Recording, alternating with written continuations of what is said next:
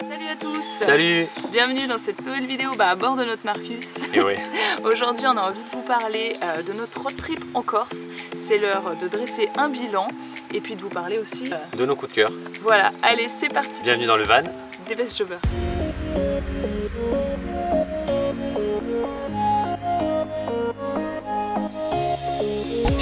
Voilà, c'est le dernier jour en Corse déjà. Ouais, ça sent la fin. 3 semaines de road trip sur l'île de Beauté. C'était vraiment un road trip de malade. Ouais. On en a pris plein la vue. Ouais, c'est des surprises à chaque virage. Elle tient bien son nom en tout cas, l'île de Beauté, c'est pour une raison. Ici, vous ne pourrez pas vous ennuyer. Vous passez de la mer à la montagne, l'arrière-pays, les villages, la rivière.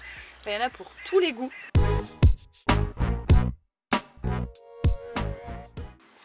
Alors, comment on arrive en Corse déjà?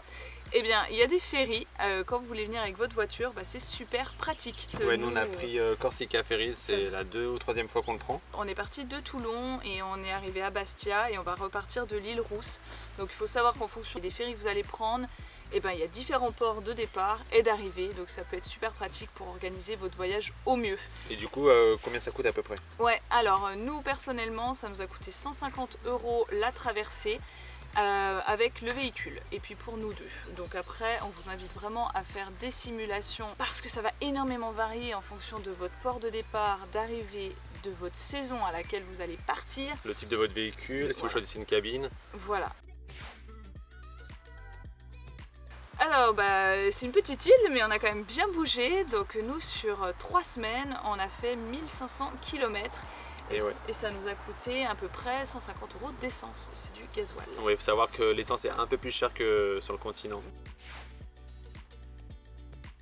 Alors nous on a passé 3 semaines en Corse comme on vous disait. À savoir quand même qu'on a passé 1 semaine en Corse orientale, donc c'est le côté que les gens ne font pas en général, mais on va vous montrer que c'est très bien d'y aller quand même. Donc en gros les gens ce qu'ils font souvent c'est 15 jours. Mais 15 jours, il faut vraiment savoir qu'il va falloir faire des choix parce qu'il y a énormément de choses en Corse. L'île paraît pas si grande mais c'est pas mal vallonné. Oui, les routes sont sinueuses, ça prend du temps, on s'arrête pour faire des photos. Donc en 15 jours, il va quand même falloir un petit peu speeder, c'est sportif en tout cas avec un van comme ça. Et si vous venez qu'une semaine, là il faudra vraiment se focaliser sur une région en particulier. Oui, Corse du Sud, le Nord. Ouais. Après en fait vous nous demandez toujours le budget c'est vrai que c'est ce qu'on dit à chaque fois, ça dépend comment vous voyagez. Ouais. Nous on aime bien être plutôt simple avec notre van, faire des pique-niques et autres, acheter des bons produits locaux. Mais après on a envie de se faire plaisir sur certaines étapes. Donc oui on va prendre un hôtel là qui est fou parce qu'il y a une vue de malade ou un hébergement solide.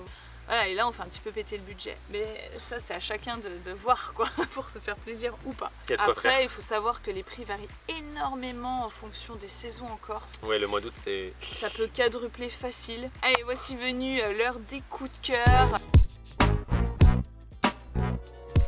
Et donc on attaque avec les plages. Et oui, on vous dit nos 3 plus belles plages. Alors vas-y, toi. Alors je dirais le Petit Sperone. Ouais, à côté de Bonifacio, c'était vraiment magnifique, vous êtes plein à nous l'avoir recommandé, la couleur de l'eau était folle, tout le monde faisait de la planche à voile et tout là dans la baie, c'était vraiment très joli, donc ça, ne la manquez pas. Après, moi j'ai beaucoup aimé vers Porto Vecchio, alors là c'est connu pour les belles plages, moi j'ai préféré du coup la baie qui est juste un peu en dessous, la baie de la Rondinara. Un peu plus nature. Ouais, et puis on avait ce petit hôtel à côté qui était super. Après quand on parle plage, il ne faut pas oublier le côté Balagne, là on a terminé ce séjour, donc entre Calvi et l'île Rousse, il y a vraiment des très belles criques. Ouais. Oui, on avait beaucoup aimé la plage de... c'est un nom un peu imprononçable, Ganji... Bon on vous le marque là. Chinguitu, désolé pour la prononciation, le corse c'est pas évident, on n'est pas bilingue. C'est vers la plage de Baudry ça. Ouais. Moi les deux sont très sympas. Ouais, donc là vous pouvez faire du paddle, tranquille, il y en a qui nous demandaient... Et on allait oublier la... Ah oui. Ah oui quand même, les plages du désert des Agriates quand même. Ouais, ça c'est assez incroyable, la place du Saletch et du Lodou. On a commencé par ça, on allait oublier, c'est parmi les top plages de Corse. Difficilement accessible quand même, bateau ou 4x4 ou randonnée pendant plus de 5 heures sur le sentier du littoral. Mais allez-y, vous êtes avec les vaches et tout, c'est magnifique. Donc ça fera 4 plages en fait. 4 top plages. Maintenant parlons un petit peu randonnée parce que la Corse c'est pas que des plages, c'est aussi des montagnes magnifiques donc on peut chauffer les mollets. Alors moi si j'avais un coup de cœur à retenir je dirais celle du Capo Rosso. Ah oui, bon choix ça. Ouais, c'est une rando, 1h30 aller, 1h30 retour, on l'a fait au coucher du soleil, c'était super magnifique. Les couleurs, en fait, c'est à côté des calanques de Piane, donc les roches sont ça, rouges. ça rougit tout là au coucher du soleil. Donc il y a une tour génoise au bout là, et on peut monter dessus, avoir un panorama 360. Oui, c'est pas une rando qui est spécialement difficile, mais c'est vrai qu'en pleine chaleur, par exemple, ça peut vraiment l'être. Donc c'est assez magique, on était tout seul. Et si vous allez au coucher de soleil, prenez une frontale pour le retour, parce que ça peut servir. Voilà, on rentre un petit peu dans la pénombre. Et toi, du coup, ton coup de cœur? On a fait quand même pas mal de balades. Moi, j'ai vraiment adoré en Corse orientale, quand on est monté sur le toit de la Corse orientale, c'est le Monte Renosu, qui est à 2300 mètres, si je me rappelle bien. C'était pas non plus très dur, parce qu'on avait garé quand même la voiture assez haut. On était parti avec notre guide et puis... en fait, ce qui est cool, on a enchaîné en fait, 2 randos, on est continué jusqu'au Pozine. Ouais, il y a un spot qui est très connu qui s'appelle I Pozzi. Donc c'est les fameuses podzines. On était revenu en Corse un peu pour ça. Oui, c'est vrai, on l'avait pas fait la dernière fois. Alors les podzines, c'est quoi? En fait, c'est un ancien lac qui se rétracte et ça forme les petits puits d'eau entourés de la belle prairie verte. Donc les plus connus sont celles qui sont vers le plateau de Cochone et un peu plus au sud, où vous avez les chevaux aussi vers le lac Nin. Enfin, il y a plusieurs endroits où il y a des podzines. Déjà Bonifacio, voilà, tout au sud de l'île, c'est vraiment un paysage qui est unique en Corse. C'est sur la ville, elle est construite, la citadelle, elle est construite, c'est une citadelle? Oui, c'est une citadelle. Ouais, elle est construite sur des falaises en calcaire, donc blanches, qui sont énormes et c'est vraiment très beau. Ensuite, il y a les fameuses calanques de Piane. Et c'est vraiment à voir, que ce soit en voiture ou aussi par la mer avec un bateau. Autre incontournable, c'est vraiment aussi le désert des Agriades. Donc ça, c'est la région Saint-Florent. Quand vous êtes nord-ouest, voilà, ne manquez pas ça. Donc les belles plages de Saletch et Lodou, comme on le disait, et le désert aussi vaut le coup d'œil. Ouais. Autre spot à pas manquer, donc les aiguilles de Bavel. Ouais, ça c'était incroyable. Moi, ça m'a fait penser à un mini Dolomite corse. Oui, c'est des montagnes bien dessinées et c'est là où on trouve les fameux bassins d'eau claire. C'est parmi les plus belles de l'île, hein. C'est la Pourcarich. Excusez notre prononciation. Voilà les Corses maintenant. Mais moi, c'est un de mes meilleurs souvenirs. Vraiment, cette rivière-là, se baigner, c'était génial.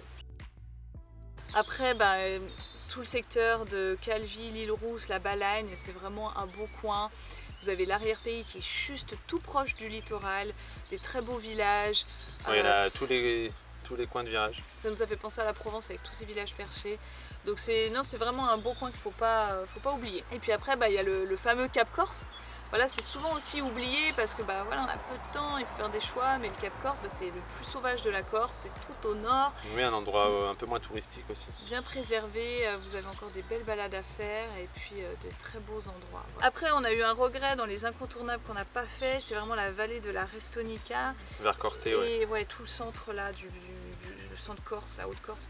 C'est superbe, vous avez été plein à nous le dire, mais voilà, ça grimpe sévère, il fallait du temps pour faire les randos. On reviendra. Donc on reviendra pour faire ces fameuses randonnées du lac Nin, les Mel et tout ça. Puis il ne faut pas oublier les fameuses plages quand même qui sont à voir. Oui, donc ça c'est tout dans le golfe de Porto Vecchio.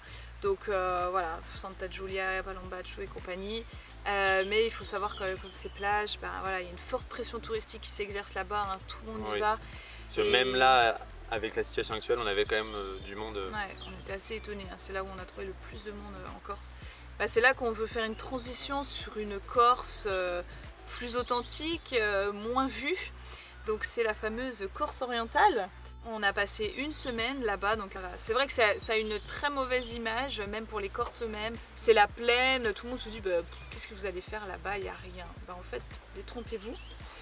C'est pas là-bas où vous trouverez les plus belles plages, mais c'est là-bas où on a fait des super rencontres. Vous allez vraiment rencontrer des gens qui sont plus posés, qui ont envie de discuter. Authentique. Voilà, on a trouvé des super producteurs et puis on a eu des moments magiques, notamment avec Agathe qui nous a fait des massages ayurvédiques comme en Inde. On ne pensait pas trouver ça en Corse et puis on était vraiment entre mer et montagne pour se faire masser. Il y a des très beaux coins. Après, par rapport à la Corse orientale, nous c'est vrai qu'on a voulu mettre en avant leur initiative d'écotourisme. Ça c'était important, c'est le premier réseau écotourisme en Corse, où ils essayent de vraiment fédérer de nombreux acteurs du tourisme pour aller vers un tourisme plus durable et plus respectueux. Donc ils vont privilégier les circuits courts, des choses qui ont moins d'impact sur l'environnement. Moins de déchets. Voilà, donc ça on a vraiment aimé ce côté-là. Après en fait quand vous allez organiser un voyage en Corse, en fonction de la durée que vous avez, de votre budget et de vos envies, il y a plein de possibilités. Nous on l'a fait en mode road trip. Oui. C'est superbe, vous voyez un peu de tout, le meilleur, mais c'est aussi très rapide dans chaque spot et c'est plutôt fatigant.